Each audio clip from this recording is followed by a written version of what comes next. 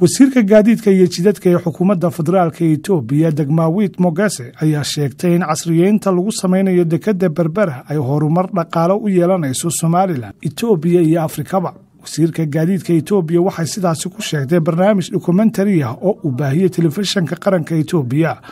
oo wakaalada wararka ee Soolna soo xigatay, waxaana tilmaantay in hore loogu heshiiyey inay $1 milyan ku kharash gareeyaan casriyeynta marsada Berbera.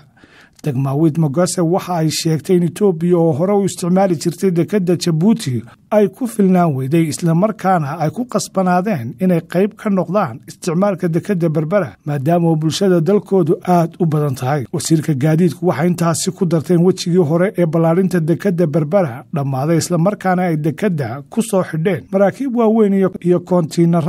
koontiinaradii ugu badnaa,